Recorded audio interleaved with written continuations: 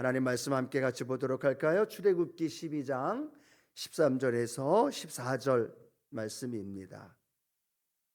출애굽기 12장 13절로 14절 말씀 같이 한 목소리로 읽어봅니다. 내가 애굽 땅을 칠 때에 그 피가 너희가 사는 집에 있어서 너희를 위하여 표적이 될지라. 내가 피를 볼 때에 너희를 넘어가리니 재앙이 너희에게 내려 멸하지 아니하리라. 너희는 이 날을 기념하여 야훼의 절기를 삼아 영원한 규례로 대대로 지킬지니라. 아멘. 오늘 본문 말씀을 가지고요, 설날의 의미를 찾아서라는 제목으로 함께 하나님 말씀을 좀 나눠봅니다. 명절 제일 바쁜 시간인데 이렇게 또 하나님께 예배드리러 나오신 한 분 한 분을 축복합니다. 시간이 여유가 많아서 온 것이 아니라 또 가장 바쁜 시간이고 또 함께하는 시간임에도 하나님께 예배드림이 기쁨이기 때문에 이 자리에 나온 줄로 믿습니다.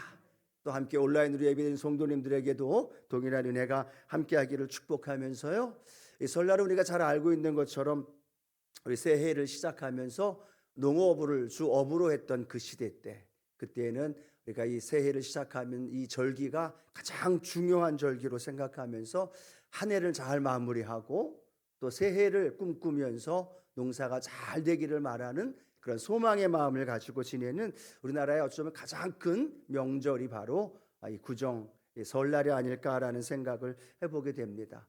신년 1월 1일 날도 새해 복 많이 받으세요 인사도 하지만 또 구정을 맞이하는 설날에도 또 한 번 인사하면서 각자에게 바라는 소망하는 것들을 한 번 더 우리가 고백하는 날이 오늘이 아닐까라는 생각을 해보게 됩니다.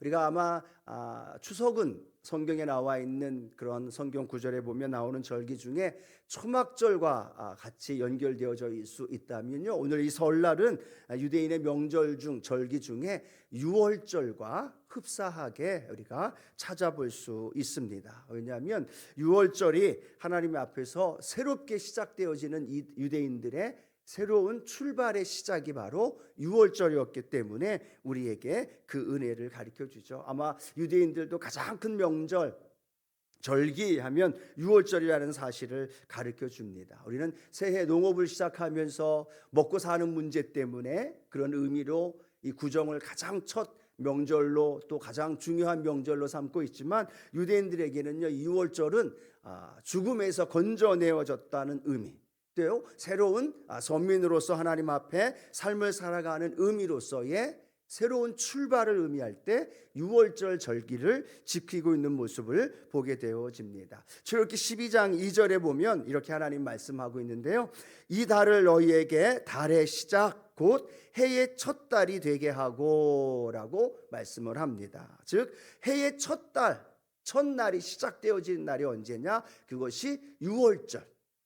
애굽의 재앙을 통해서 이스라엘 백성들이 또 하나님의 은혜 안에서 구원받은 그날 유월절을 시작으로 해서 하나님이 이스라엘에게 말합니다. 해의 첫 달이 시작되어지는 것을 말씀하고 있고, 이 애굽에서 해방되어진 그날을 기점으로 해서 유월절이란 말로 우리에게 설명을 하고 있음을 우리에게 말합니다. 이 유월절은 이스라엘에게는 우리가 기억하는 것처럼요, 4월달이 시작이 되어지는 그날입니다. 4월달에 유대인들이 유월절을 지났는데 그때로부터 유대인들은 그날을 1월달로 시작을 해서 해의 첫 달로 시작이 되어집니다. 유월절을 통해서 해의 첫 달이 시작이 되어지고 그로 말미암아 한 해도 하나님의 은혜 안에 살아가기를 원하는 그러한 절기를 지키고 있는 모습을 우리가 발견하게 되죠. 그런 측면에서 우리가 말하고 있는 설날과 이스라엘 절기의 이 유월절이 굉장히 비슷한 의미를 가지고 있다는 것을 생각해 보면서 하나님이 성경에 나오는 유월절뿐만 아니라 절기를 통해 우리에게 주시는 하나님의 은혜를 한 번 더 생각해 보기를 바랍니다. 예수님도 신약 시대에 보면 유월절을 지키기 위해서 이스라엘 사역을 감당하면서 갈릴리 사역을 하면서도 유월절 날이 되면 늘 예루살렘으로 내려가셨어요. 그리고 그곳에서 유월절 절기를 지키셨던 모습을 보고 그때에도 수많은 사람들이 유월절 지키기 위해서 예루살렘으로 모여들었던 그런 모습들도 성경을 통해서 우리에게 보게 되어진다는 거죠. 자, 그러면 우리가 6월절뿐만 아니라 우리가 절기를 지키면서 명절을 맞이하면서 우리가 세 가지 함께 말씀을 좀 나눠보면서 우리가 설날 또 올 한 해 하나님의 은혜로 이렇게 살았으면 좋겠다라는 그런 마음의 고백을 함께 나눴으면 좋겠는데요. 첫 번째로는 기억하자라는 겁니다. 함께 한번 따라 고백할까요? 기억하십시다. 뭘 기억해야 될까요? 그렇죠. 첫 달이 시작이 되어지고 명절을 통해서 한 해를 생각해 봅니다. 한 해를 꿈꾸면서 생각해 보면서 기억해야 할 것이 있다면 그 과거의 삶의 현장 안에 하나님이 돌보시고 인도해 주셨다라는 하나님의 그 놀라운 은혜와 그 사랑을 기억해 볼 수 있는 날, 그날이 바로 이 설날이 되기를, 또 여러분의 삶의 현장이 되어지기를 주님의 이름으로 축복합니다. 이스라엘의 유월절은 이 아비벌의 절기다라고도 이야기를 하는데요. 이 아비의 뜻이 어떤 의미냐면 어린 이삭이라는 의미를 갖고 있다고 합니다.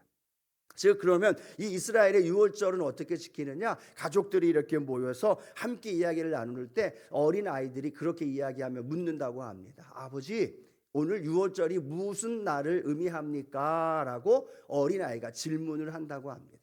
그러면 그때부터 시작해서 6월절은 어떤 날이냐면 애굽에서 우리 조상들이 400여 년 넘게 종살이를 하다가 하나님께서 모세를 통해서 이스라엘 백성들을 그 노예 생활을 건져주신 날이다.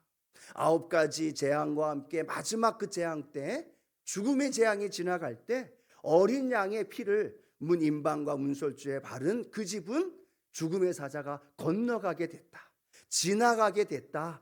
그것이 패스오버 6월이라는 의미를 갖고 있고, 그 6월절을 통해서 우리가 계속해서 절기를 지키고 있는 것이다 라고 말하면서 부모가 또 선조들이 그 자녀들에게, 후손들에게 그날을 기억하게 해주는 날이 언제냐?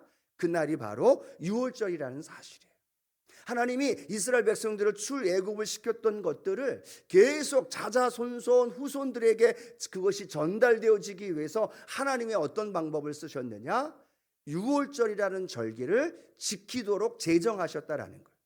6월절을 지켜라 라고 말하고 있다는 거죠. 그래서 이스라엘 성경 역사를 보면 이스라엘 백성들이 하나님 앞에 바로 믿음의 길을 걸어갈 때에는 6월절 절기를 잘 지킵니다.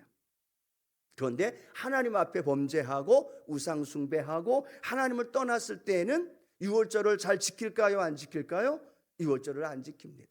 우상 숭배하는 일에 하나님이 아닌 다른 바알과 아세라를 섬기는 일들에 급급했기 때문에 6월절을 지키지 않는 모습을 보게 돼요. 이스라엘의 역사 속에 왕들의 모습 보면서 어느 왕은 6월절을 지켰더라 이렇게 말을 한다면 그 왕은 하나님 앞에 믿음 안에서 그들을 구원해 내신 하나님을 기억하는 왕, 그리고 그 기억한 왕만이 아니라 그 하나님이 오늘도 우리의 역사와 삶을 인도해 주시는 하나님, 그 하나님을 기억하는 그 순간이 바로 이 6월절을 지키는 놀라운 은혜라는 사실을 우리에게 설명해 주고 있다는 거죠. 6월절을 지킨다는 건 절기를 통해서 하나님이 행하신 일들을 그들에게 기억하게 해주는 것, 또 그것이 후손들에게 부모님들을 통해서 계속해서 전달되어지면서 흘려가는 그러한 은혜가 바로 6월절을 통해서 나타난다는 사실이죠. 오늘 우리 한번 생각해 보면 이제 명절 맞이하면서 자녀들도 가족 집으로 오기도 하고 또 집으로 내려가는 분들도 있고 함께 모여서 이런저런 이야기를 하면서 우리가 기억해야 하는 일들이 많죠. 그동안 가족들 안에 있었던 일들, 좋았던 일들, 힘들었던 일들, 살아계셨던 부모님들의 이야기도 하게 되고 여러 가지 추억들과 함께 이야기를 나누면서 우리가 기억해야 할 것들은 하나님이 작년에도 그 전에도 하나님께서 우리를 지켜주시고 인도해 주셨다는 사실을 우리가 기억해내야 된다는 사실. 사람들은 동물들은 망각의 동물이라고 이야기하죠. 너무 자주 있습니다. 자기가 무언가를 한 것처럼, 자기가 그 모든 걸 해나간 것처럼 생각하면서 자기가 모든 것을 해나갔던 것처럼 착각하며 살아갈 때가 많다는 거죠. 그러나 명절을 맞이하면서 가족들이 이야기를 나누면서 신앙 안에서 이야기를 나누면서 그동안에 하나님이 여기까지 우리를 인도해 주셨습니다. 에베네셀 하나님을 우리가 기억하면서 그 하나님을 찬양하는 일이 이 명절을 통해서 우리 안에 일어나는 거죠. 명절에 모여서 가족들 이야기 나누면서 좋았던 일, 슬펐던 일 이야기를 나누면서 우리가 기억해야 할 일, 그것은 하나님이 여기까지 우리를 지키시고 인도해 주셨다. 에베네셀의 하나님, 그 하나님이 부모님들을 통하여서 자녀들에게 전달되어져야 되는 거예요. 얘들아, 손주들에게 또 가족들에게 지금까지 아버지가, 지금까지 할아버지가 여기까지 존재할 수 있었던 것은 되돌아보면 하나님의 은혜였고 하나님이 하셨단다 라는 사실이 기억나야 된다는 거예요. 그리고 그 기억나는 것을 가지고 어떻게 해야 돼요? 자녀들에게 전달해 줘야 하고 또 가르쳐 줄 수 있는 그러한 명절이 되어지기를 축복합니다. 많은 세대들이, 젊은 세대들이 또 현대화되어지고 또 핵가족화되어지다 보니까 그것들을 잊어버리고 살 때가 참 많다라는 거죠. 성경에 보면 이스라엘의 역사 속에서도 부모들이 하나님을 가르쳐 주지 않고 하나님을 기억하고 그 하나님, 기억하신 하나님을 자녀들에게 전달해 주지 않았을 때 나타났던 현상을 사사기를 통해 우리에게 말씀해 주고 있죠. 우리 사사기 2장 10절 말씀 함께 한번 읽어봅니다. 그 세대의 사람도 다 그 조상들에게로 돌아갔고 그 후에 일어난 다른 세대는 야훼를 알지 못하며 야훼께서 이스라엘을 위하여 행하신 일도 알지 못하였더라 라고 말합니다. 사사기도 마찬가지입니다. 유월절을 계속 지키라고 신명기에서, 민수기에서, 레위기에서 말씀하셨는데 그 유월절을 지키지 않는 거예요. 그러다 보니까 그들이 하나님을 알지 못합니다. 그러다 보니까 부모들이 자녀들에게 하나님을 가르쳐 주지 않습니다. 하나님을 전달해 주지 않습니다. 애굽에서 구원해 내신 하나님, 재앙을 통하여 우리 민족을 구원해 주시고 지켜주신 그 하나님을 부모들이 자녀들에게 전달해 주지 않게 되어지자 성경은 어떤 세대라고 말씀하고 있느냐? 다른 세대라고 말합니다. 다음 세대가 아니라, 하나님의 세대가 아니라, 거룩한 하나님의 세대가 아닌 다른 세대가 되어져서 야훼를 알지 못하더라 라고 말하고 있다는 거죠. 바라기는 이번 명절 우리가 누구를 만나든 가족들과 어떤 모습 속에 살아가든 우리의 삶의 현장 안에 하나님, 내가 알고 있는 그 하나님을 기억하면서 그 하나님께 감사하게 하여 주시고 그 기억나는 하나님을 나에게서 멈추는 것이 아니라 내 후손들에게 전달해주고 가르쳐주고 그들에게도 삶의 현장 안에 하나님을 기억하게 하여 주시옵소서. 왜 절기를 정했을까요? 왜 특별하게 유월절을 적히면서 율법화 시켰을까요? 그렇게라도 하지 않으면 이스라엘 백성들이 하나님을 잃어버리기 때문에, 하나님을 기억하지 않기 때문이라는 거죠. 오늘도 이 명절 하나님 은혜 안에서 저와 여러분의 삶의 현장 안에서 하나님 우리를 인도해 주신 에베네셀의 하나님을 기억하면서 자녀들과 함께 나누어 줄 수 있는 그러한 명절 되어지기를 축복합니다.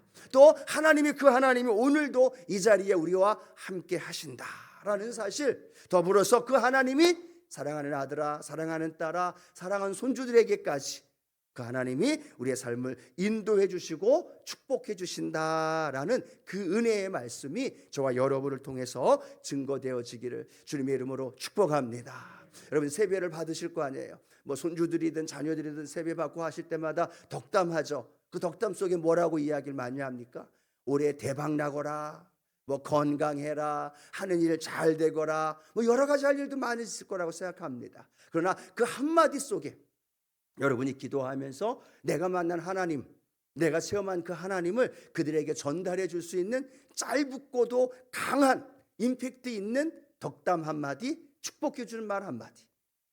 아버지가 살아온 건 하나님의 은혜로 살았다, 너희들도 하나님의 은혜로 살아가라 라는 이 말 한마디, 예수님 잘 믿고 살아가자라는 그 말 한마디, 그 말 한마디가 우리가 명절을 통해서 하나님을 기억해내고 삶의 현장 안에 역사하신 하나님을 내 후손들에게 나누어 줄 수 있는 그러한 명절이 되어지기를 주님의 이름으로 축원합니다. 자, 두 번째 우리가 기억해야 할 것은요, 기억하는 것만이 아니라 그 하나님을 경배해야 된다라는 거죠. 그 하나님을 찬양해야 된다라는 거죠. 그 하나님을 높여야 된다는 겁니다. 우리 출애굽기 12장 27절에 보면 유월절이 절기가 선포되면서 그 다음 행해졌던 모습을 보게 되는데요. 우리 출애굽기 12장 27절 같이 한번 읽어봅니다. 너희는 이르기를 이는 야훼의 유월절 제사라. 야훼께서 애굽 사람에게 재앙을 내리실 때에 애굽에 있는 이스라엘 자손의 집을 넘으사 우리의 집을 구원하셨느니라 하라 하매 백성이 머리 숙여 경배하니라 라고 말합니다. 그 입술의 선포가 유월절을 통해서 하나님이 우리를 건져주셨다라고 말했더니 백성이 어떻게 했어요? 머리 숙여 그 하나님께 경배하니라 라고 말한다는 거죠. 그 반응은 무엇일까요? 하나님을 경배하는 겁니다. 예, 하나님이 그렇게 하십니다. 또 그 하나님이 그 일을 행하셨습니다.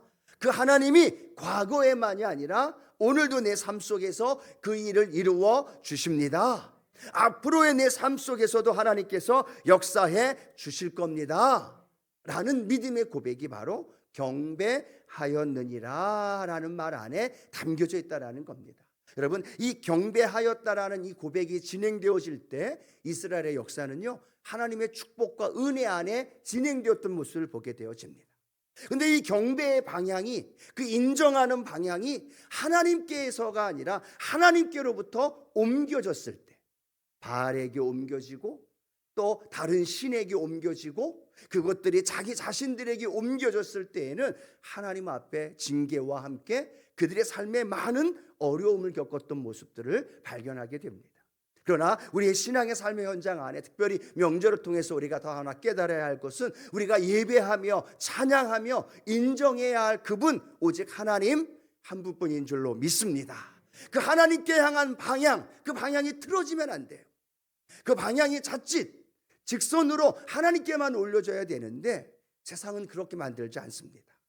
명절을 통해서든 또 어떠한 세상의 문화를 통해서든 세상의 많은 것들을 통해서 하나님께만 경배해야 하는 우리의 방향이 자꾸만 다른 방향으로 틀어지게 만든다는 사실이에요.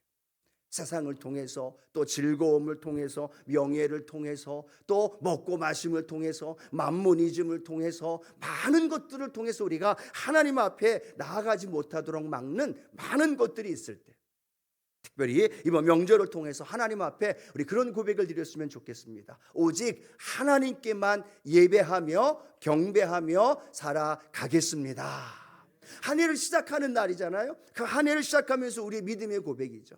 예, 하나님, 내가 한 해를 시작할 수 있는 것도 하나님의 은혜입니다.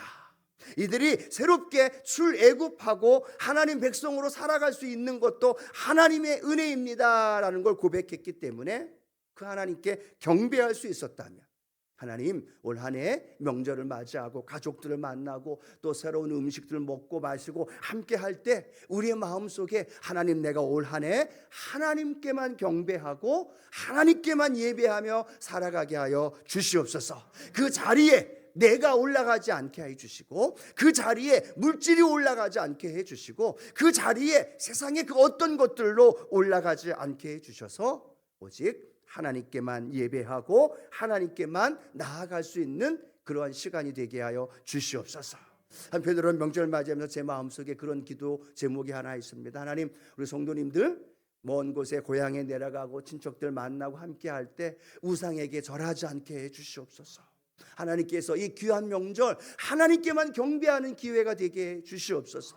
얼마나 많이 힘들까요? 절할 수도 없고 절하지 않을 수도 없고 갈등하는 분들도 있을 거고요. 또 그 앞에서 여러 가지 어려움 겪는 성도님들도 있을 거라고 생각합니다. 그러면서 마음속에 하나님, 우리 성도님들 마음속에 굳건한 믿음 주시고 그 삶의 자리에서 하나님 우상에게 절하거나 하나님 마음 아프지 않도록 하나님 지켜주시옵소서.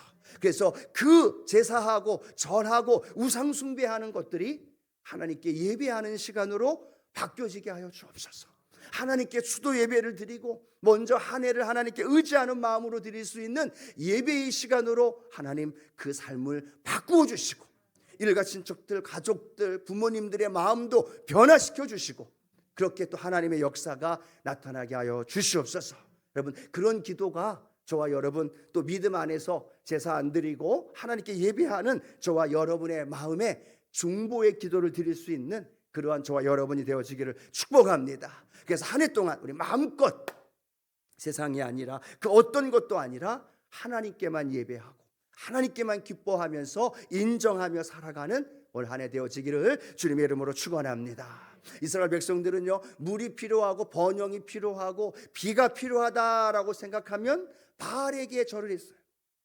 그들이 믿고 있는 하나님은 산의 하나님, 그들이 믿고 있는 하나님은 광야의 하나님이라고 잘못 생각하면서 비가 필요하고 번영이 필요하고 풍요가 필요하면 그 가나안 땅에 있었던 풍요의 신 앞에 절을 하고 우상 숭배했던 모습들을 봅니다.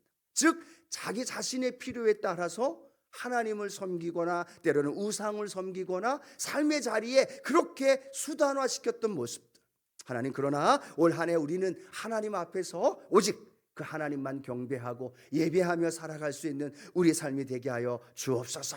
그런 고백이 되어지기를 축복합니다. 내일 또 당일날 맞아서 또 세배하고 여러 가지 할 때도요, 그런 마음의 결단과 중보 기도가 저와 여러분 안에 함께 하기를 주님의 이름으로 축원합니다.